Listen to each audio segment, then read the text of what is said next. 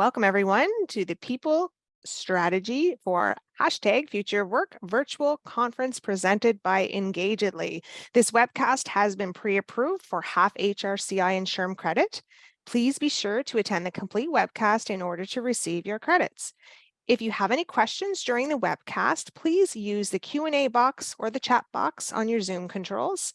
This is our final webcast today, and we're very excited to have the Reimagining Employee Experience with Engagedly's E3 framework. It is presented by Aaron Adams. Aaron is the VP of Professional Services for Engagedly, where he develops and implements strategic talent solutions that help support and drive the organization's talent and business strategies. He holds a master's degree in industrial organizational psychology and from Wayne State University. Aaron likes to use his innovative problem-solving skills in internal and external consulting engagements. He has experience working with enterprise, mid-market, and startup organizations. He believes a successful business comes from building and fostering meaningful relationships at every level in the organization. He's passionate about applying evidence-based practices to help address challenges in the workplace and consistently looks for ways to make hard work fun. Sounds like we're in for a treat. It's now my pleasure to turn it over to you, Aaron. Yeah, thanks a lot. Quite the intro. I like it. So welcome, everybody. Welcome to the closing session of People+Strategy for the future of work. It's a great lineup. I'm pretty impressed at the lineup of speakers we have here, and I'm honored that I get to be closing us out today. My topic is very focused on all things Engagedly. So I'll be talking about how we can reimagine the employee experience through that Engagedly E3 framework. Now, as they shared, I'm currently the VP of Professional Services. The teams that I work with are responsible for the onboarding, the training, and providing consulting services. So we work across both product lines, be that the Engagedly and the Mentoring Complete product. As they shared, I was trained in IO. I've spent most of my career in HR, actually all of it. I'm extremely passionate when it comes to the field. And I really enjoy helping companies implement their people strategies through our tool. During my time with Engagedly, I've had the opportunity to speak to hundreds of practitioners like yourselves. And I've been very fortunate to learn with you, to learn from you, and just to really help you guys solve things, and other times, maybe not. But today, what we're really going to focus on is we're going to focus on the E3 framework. Before we get into that, I'm going to take us back. Everybody loves a good origin story. So I'm going to take you guys back to the beginning of Engagedly and how we matured and grew into the organization we are today. Then I'll get into the meat or the tofu, however you guys want to say it, when we talk about the E3 framework. Then I'll be closing us out about how we work with our clients and some of the things that we really focus on, not just as an organization, but within our teams as practitioners working in step with you guys. So when we think about the beginning, right? In the beginning, there was engagement. So when we first started as an organization, the focus here was on driving engagement. We really focused on picking up where that engagement survey leaves off. We wanted to create an environment where we'd be engaging the employee. So we use the drivers of employee engagement to really ensure that our approach would provide that opportunity to the employees to fully engage within the organization. After that, what we really started to look towards was the model, right? Our approach was built around the employee experience and how we empower them. At that time, when we looked at that, and if you can see this, I know it's pretty small on my screen, and they got the slides for reference, by the way. So if you guys want to open up the slides as I'm referring to any of these diagrams that might be small, feel free to. But that second step, we saw that organizations or the traditional design of these technology platforms, these legacy solutions, were really forgetting about that most important piece and that experience. And that was the employee. So at that second point, as we grew and mature, we really focused on the Oh, the slides are up on the chat. We really focused on that, centering around the employee experience. So when you think about engagement, what engages employees? Is it that feedback, the goal setting, those things that can really be driven by them? And the legacy systems were really top-down heavy. So we really started that design process at putting the employee at the center. And that's what you see there in kind of that second diagram. After that, we zoomed in and really looked at the performance management process. We were in that point, we were really trying to fix that broken system. In addition to promoting a continuous approach, we also thought about it being integrated, right? Bringing in multiple inputs for reference, for data, just to ensure that we're getting a more holistic view. So what is performance as it relates to that employee? The idea there too was to also thinking from the design perspective of how do we make this very flexible for practitioners, right? Making it so that your performance approach could be easily implemented. So rather than a one size fits all kind of cookie cutter approach, we really tailored it in a way that could be easily configured and adapted. So making sure the performance system was flexible too. So not just the continuous model, but also the flexibility for the organizations to be able to implement their model into the system. So that was extremely important in that phase. And then we kind of moved into where we are today, where we've matured to. So in here, what we're now looking at, and as we'll talk about today, as we get to the heart of a lot of things that we'll be discussing in the model, we look more broadly, right? The people and strategy framework. We've evolved and matured into a more holistic platform that really marries the business and people strategies and then put a significant emphasis on that enabling performance. Now, when we think about if we design the system at putting the employees at the center, that now these systems are going to be very driven around the employee experience. So we know the workplace is changing and the power dynamics are shifting frequently. Employee engagement in the workplace is still an important data point to be in tune with, especially with some of the reported levels and whether that be those abysmal levels that we see. And there's some numbers up there I'm sharing with you guys here of what we're maybe experiencing today out there in organizations. With that being said, when we see how employee engagement's changing or maturing, it's moving beyond these really diagnostic heavy surveys that assessed anything from that job satisfaction to employee engagement. And that's because things need to be faster, right? They need to be more responsive to the needs of the business and things need to be more real time. So those self-reported measures and those surveys are great inputs still, but that's like your diagnostic. Right? That's like going to the doctor and getting your checkup. But what do you do to really drive engagement? So if we pick up where the engagement survey leaves off, we want to drive engagement. This maturation process too happens here where we move beyond just survey methodologies into technology tools that are required to more continuously, right, feed us information into behavioral engagement. So to drive that more holistic and dynamic view, systems have shifted, right? So that's kind of where we are saying they've been shifting for some time and we've been here for a while. But this inception point, right? Employee engagement to employee experience. So I think it's important as practitioners, as people who are working in our field or across other fields, or just working with people in general, that we understand that we've grown into this. And the needs of the business have put us in a situation where things have to be more dynamic.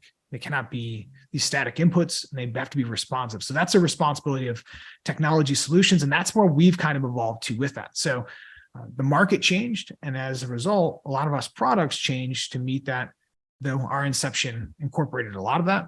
We've matured along the way too as well. So now we've kind of set the stage. So I'm going to take you into this E3 model, and we're going to talk more about that. Right? And we're going to talk about how we can reimagine the experience now that we understand kind of what got us to where we were, both the origin and the evolution of that employee engagement to employee experience.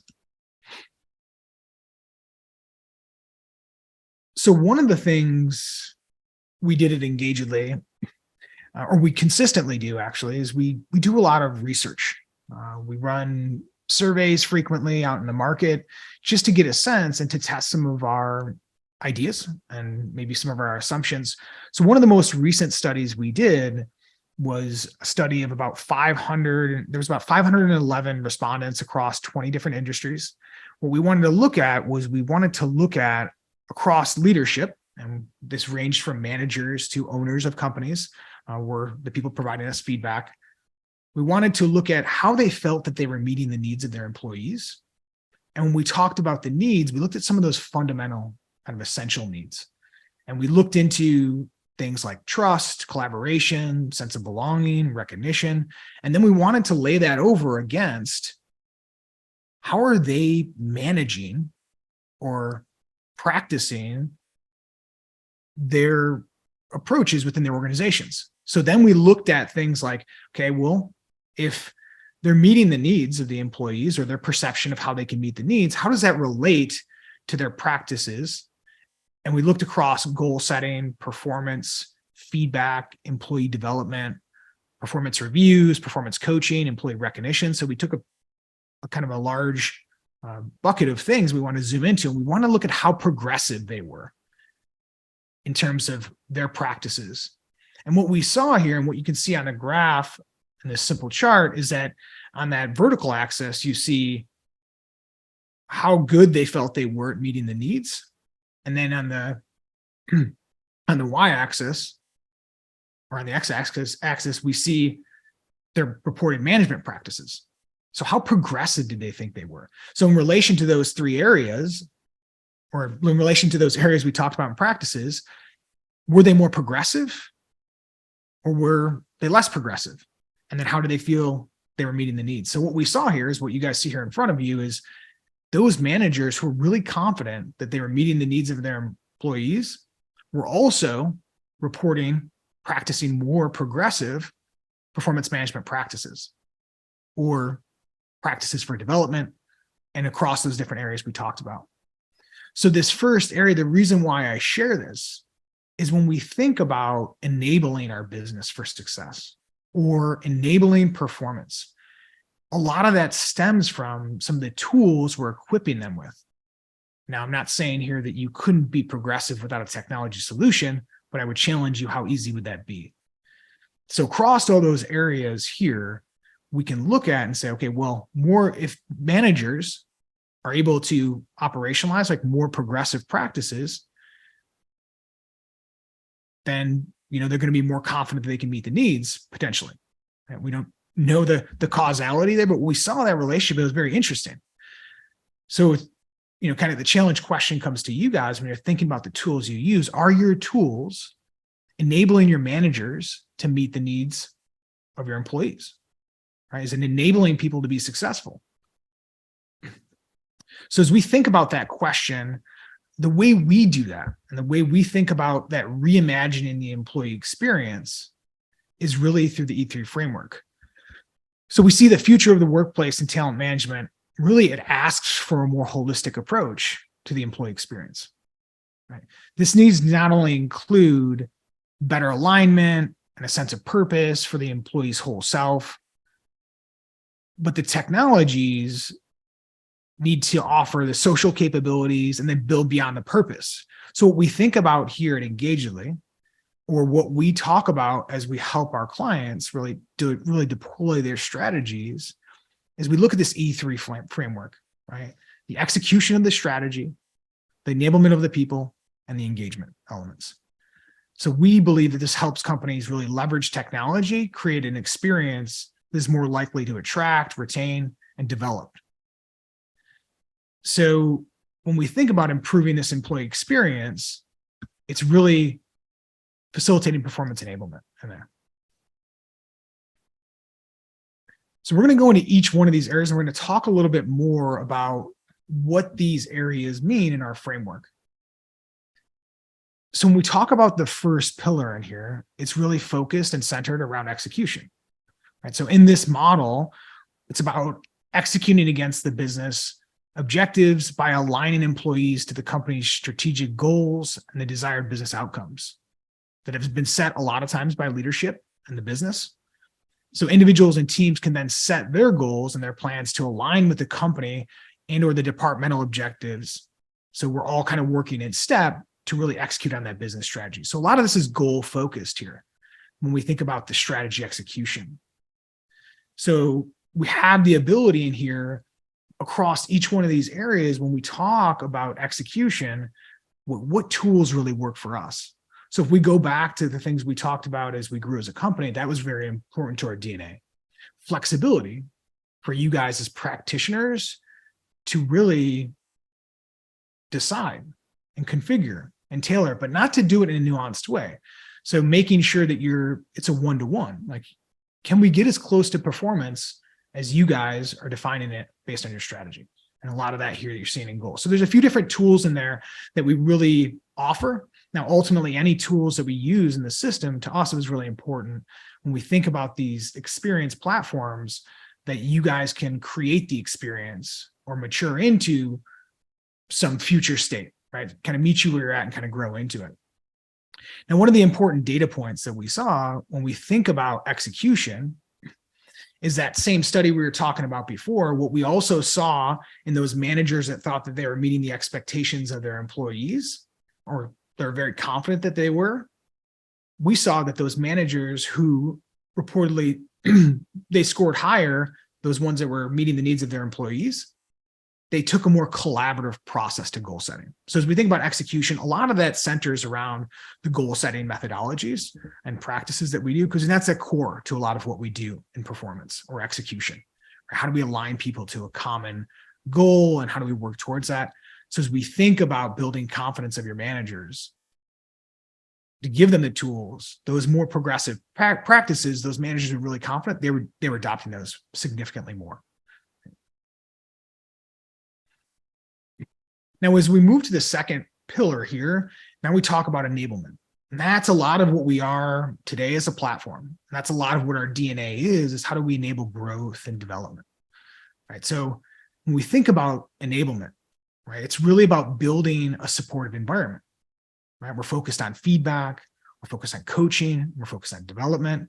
And here, that's where we're really shifting the framework to say the role of the manager in these situations is going to be one who gathers information and provides advice to really improve or facilitate growth or performance.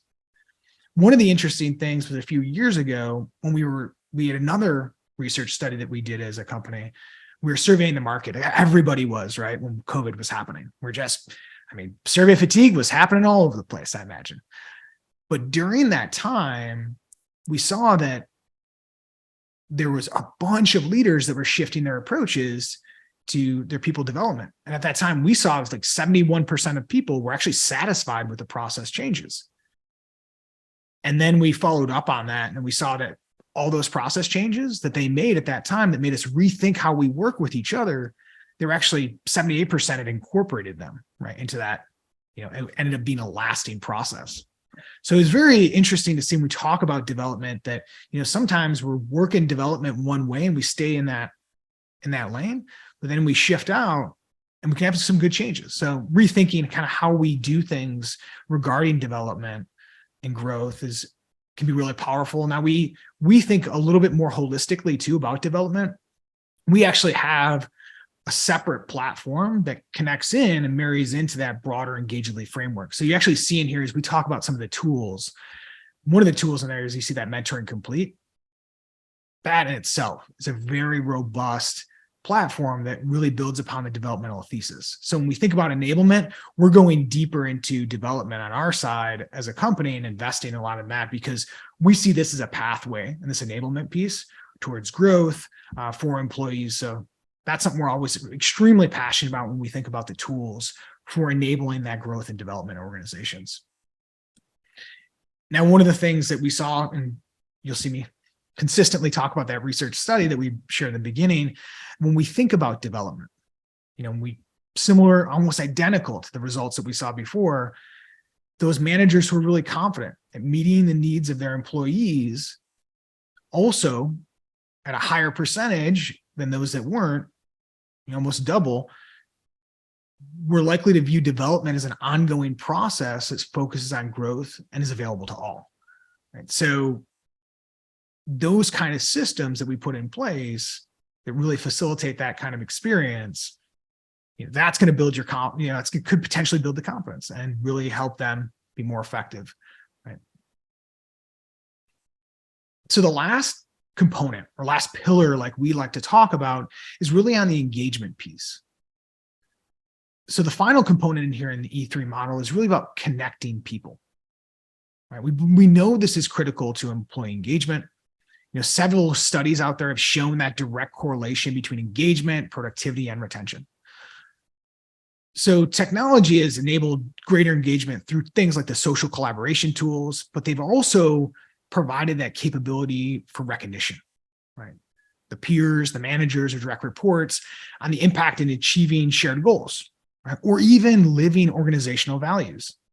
So providing recognition to employees for their work is critical, right, for retention. We know that reinforcing that good stuff is great to organizations and can help drive some significant outcomes. We also see in here too, that how do we connect that back to the culture? How do we build that into the employee experience? If the workplace of today moves digital, we are really just another representation of the culture. So this piece here, when we talk about engagement and kind of driving it, we also want to leave artifacts out there around our culture. So that's where we think about these tools being very powerful. So that gamification, that recognition creates systems that can reinforce some of those behaviors or actions that really align are important to your culture too. So in this set of tools, we're really looking at, right, how do we engage employees? And again, like any other tools, do you guys have control of it? Right? How is your technology responding to the needs of your organization? Is it driving your culture? I really like that about the engagement tools as we've moved into this, post-COVID era, and there's a stronger emphasis on the digital experience or the digital workplace being that experience for the employee. Those artifacts and those echoes of the culture are very important to us because we're not necessarily in the cubicle with everything postered on our walls anymore and handing out like these are our values or it's a saying put up against the wall, though a lot of us may be moving back into that. There's still that need for it to be digital too, because there's those hybrid workplaces that we'll all be kind of working in and continue to work in. Those will always be in existence. So it's the echo, right, of the culture. Now, as we think about this and we talk specifically about recognition, this was probably the most compelling data point when we did that research study last year when we took a deeper dive. And it was really when we looked at the aspect in here around recognition. Right? So those managers who were praising for doing good work at that group that was really confident in meeting needs, they were doing this almost all the time, right, in that group. So at night, at least they said they were, right? We weren't actually measuring them in the field, but they reported at a significantly high percentage. The thing in here, the people that didn't feel confident meeting the needs also were doing it 50% of the time. So it's really baked in the DNA of, when we think about how do we want to really engage employees through recognition. And the thing I challenge you guys with is how do you focus that recognition to what you're trying to reinforce in the organization, right? That also is connected to your culture and some of those behaviors you're trying to instill or value or communicate value to. And so that's where the engagement solutions can be very beneficial in that. All right, so that's kind of E3 framework and some of the tools we use to really help reimagine that employee experience. The next thing we do as a company that we're also very passionate about is just how we work and provide value to our clients. Now, when we think about these systems, not everybody's starting at the same place. And we're trying to, a lot of times, grow into something, or we're transitioning significantly from one thing to another. So one of the things we put a significant emphasis on, and we actually one of my colleagues here, Jackie, was just asking me about reading books, the reading books within the teams and studying. And that is something is in our DNA. And one of the key core competencies of our organization, or I think any technology organization, should be change management. That is what we're all working in. It is change. You are moving from something today that you weren't doing yesterday. So how do you responsibly move there? Well, that responsibility is something that we take on as an organization too. We say, okay, well, we need to know how to effectively help you guys manage change. So we stay very in tune with change management practices. A lot of us, actually all of us, and the teams that help with the training are familiar with Kotter's 8-step model. We try to apply those principles where possible. Teams also have read things like Switch and How to Change by Katie Milkman. So just different books we kind of toss around between the teams just to make sure we're comfortable with change. And change, we know, is what we're experiencing with our clients all the time. So definitely offer some support on that. And I think all technology companies that you guys partner with, that should be in their DNA. The strategic planning aspect is also something too, like thinking through, like, what does it look like beyond with what you want to do today to the next time frame. So as a company at Engagedly, we think of not just what you come to the organization with, but can we build out a longer term plan? And that's something when we think about success planning, and then ultimately too, can we give you guys the opportunity to work with practitioners who have experience or classical training or have worked with boutique firms that really speak this language, so we can help organizations and their practitioners really deploy their strategies, whether that be new practitioners taking over the responsibility or people who've been in the field for 30 years and have a lot more experience than some of the people that are even supporting them, but we can speak the same language. So that's always important to what we do. And I think that's something that is extremely valuable when you're talking to somebody who really gets what you guys are doing. So at the end of the day, it's really a question, right, that we think about when we talk to people about Engagedly and as a company, what we do. So we think you want to retain, engage, and grow your people. But where do you begin? So with Engagedly, we like to think that you're not alone. So together in that, we bring employee performance and development to life. Our platform and our approach meet you where you are and support growth for everyone. Engagedly makes it easy for you and your managers to show employees and teams how to grow and succeed. So that's our mantra. Thanks for listening in, everybody, to this session. And with that, I'm just going to open it up to Q&A to the group. So thanks. Thank you, Aaron. That was great. Very good coverage. We did have 2 questions come in from the audience, so I'm going to ask those right now. One of the first questions we had was, what are some progressive performance management practice examples? Yeah, I'd almost say like more specific to the question, like in what area, right? So as we think about some of the development practices that you guys would have. So I'd say on the development side, well, I guess one, could we ask that question more specifically? Like, are we talking about goal setting, development? Using technology. Okay. Yeah. So I think a lot of times if we go to the core of some of the performance management side of things with like the goal setting approaches, what we see is that transparency. I wouldn't even say it's progressive anymore. It's kind of table stakes, but being able to really see how people's work on the individual side and really connect in and drive the overall strategy. So as one person makes progress and is moving a goal forward, you immediately see how that impacts the levels, and people have a very holistic view and they can access that in real time.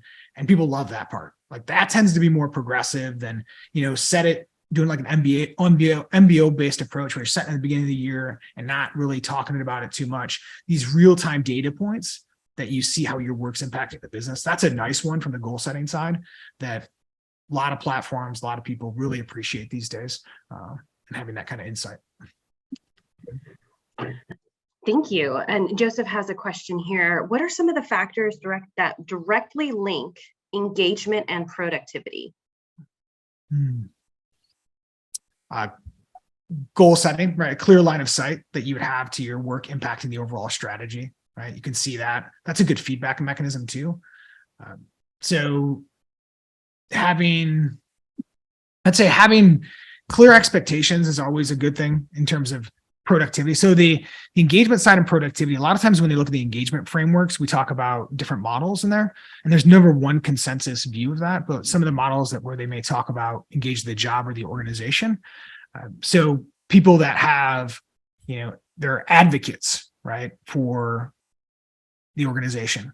So those people could be, higher levels of engagement. But when we get down to the productivity side, I think it's probably things around, how does my work impact the bottom line and goals, but also the development side too. Like, do I have the opportunity to develop and grow? So if I see the opportunity to grow and develop skills, do I have that option? So that kind of development for all, is that resource accessible to me? And I think that's something that could really help you guys drive engagement, because they can upskill pretty easily and be productive. Thank you, Aaron. If you have any more questions, go ahead and put them into the Q&A. We still have a few more minutes of this session, so we have time to answer the questions.